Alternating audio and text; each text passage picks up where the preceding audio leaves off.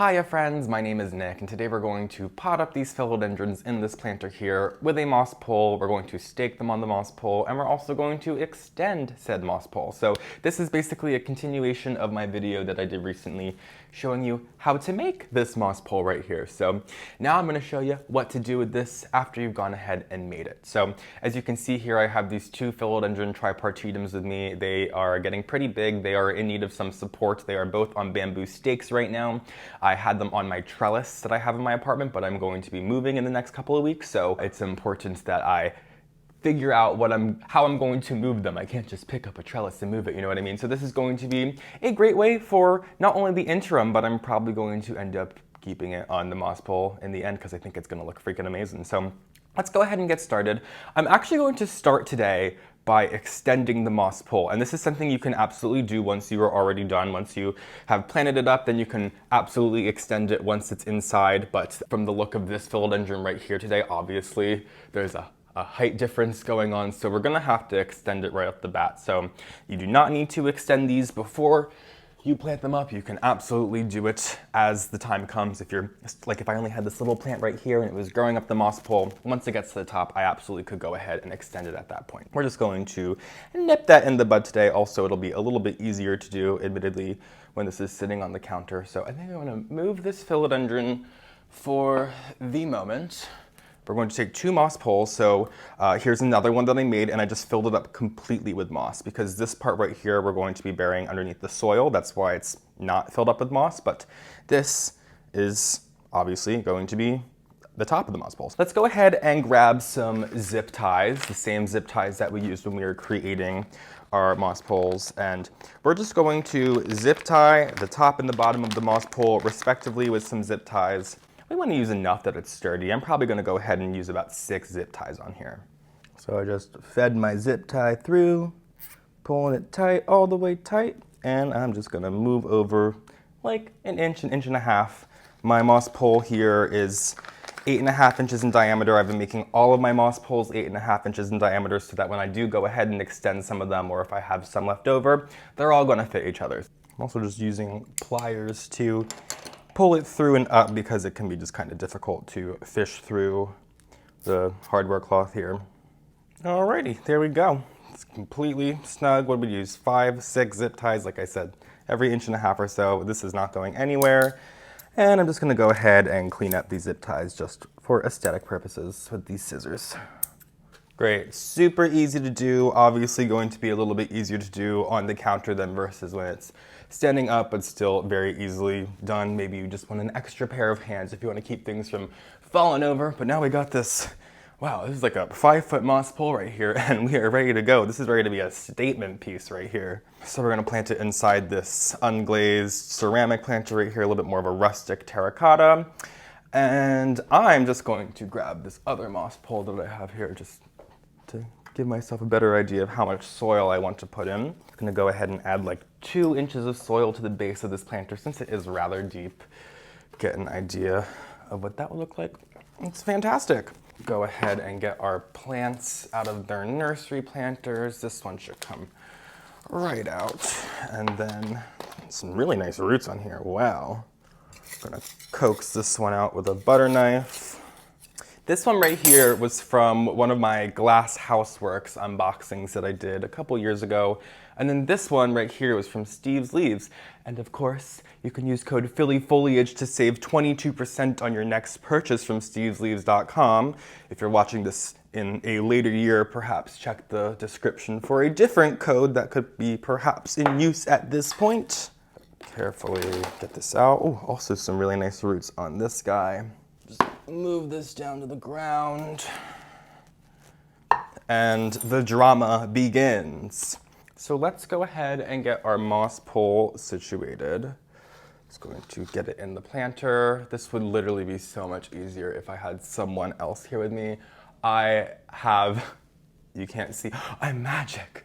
No, there's a light fixture above me that I'm leaning this on to help me out today.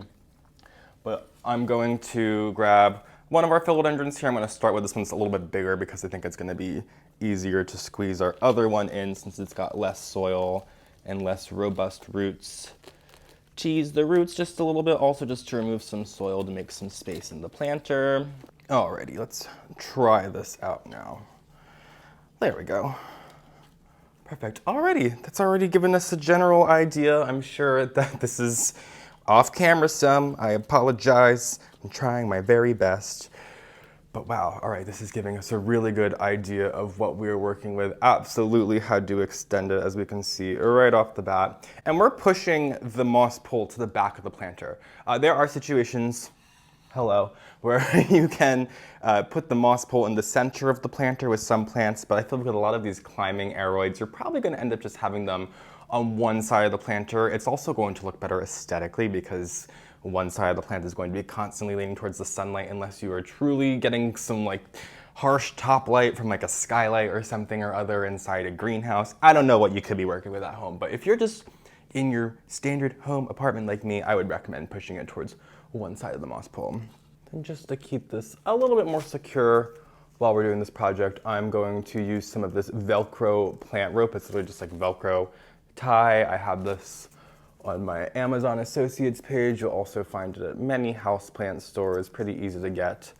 But we'll go ahead and get this just on here. Obviously our moss pole isn't even just like in the planter yet. We gotta, this would, like I said, second pair of hands would be great if you don't have an obnoxious light fixture to hold your plant in place. But let's go ahead and grab our other philodendron here. I'm just going to nestle it in there as carefully as possible. So I'm gonna take this long spindly vine, bring it up to the top here. You cannot see at all what I am doing right now, but I am just slowly but surely wrapping up this philodendron here, being sure that it is going to hold itself in place. So now we're going to just sturdy everything. We're gonna get our soil. I have some standard houseplant mix and some perlite and some orchid bark. Even add some charcoal if you're feeling nasty, or more if you're just trying to keep it from getting nasty. You also really would like to be mindful when you're filling this up to really like spank the planter. I know I'm always spanking my pots anyway, but because there's all that space underneath the moss pole and we're not really able to directly fill it up with the dirt because, you know, it's kind of closed off with that mesh, we gotta just spank it so that we can coerce it down, which is also just going to help anchor our moss pole even more, of course. Always push down on the perimeter, double check that that perimeter is firm because that's going to be the first area with all the air pockets that are just going to fall when you water your houseplant, and then you're just going to have unevenly moisturized soil. Moisturized? I don't know, I think that's the word. Anyway, we have that all potted up. It's looking fantastic. Really the last thing we just have to do is decide if there's any more like aesthetic choices that we want to make with this plant. So just like little things like just untangling like the leaves, cleaning the leaves off of course, but like I also just have this whole stem here that's just kind of like bare. So get this one tied up and in the program with the other ones that we have right here. But that's looking fantastic. I haven't even gotten to see it from the full front angle. Excuse me as I step up. Oh my gosh.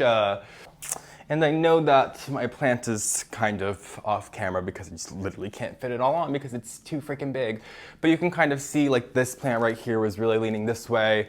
This plant right here is kind of leaning this way. But once this gets settled in and after a couple of weeks of it growing together, all of the leaves are probably going to be leaning to the front and lose that slight disheveledness, which honestly, I think just gives it some character. So we'll go ahead and clean off these leaves. This philodendron right here, by the way, this is like the most, I want to say disgusting, but I don't mean it. I love it. I love you, philodendron. But it's so slimy and gross, and like the whole backside of the leaves are covered in sugar. I'm sure you can see that some of these leaves have like these like yellow splotches on them, which is literally the sugars from the backside. I don't know what the science is behind that, but anyway, not my favorite in terms of the disgustingness, but absolutely one of my favorite philodendrons in terms of aesthetics. I just love these plain green leaves. I feel like to just not do it any justice right there by describing it like that, but really such an incredible philodendron. I really just love this pattern, and just growing it on this moss pole is going to encourage you even more to grow to its fullest potential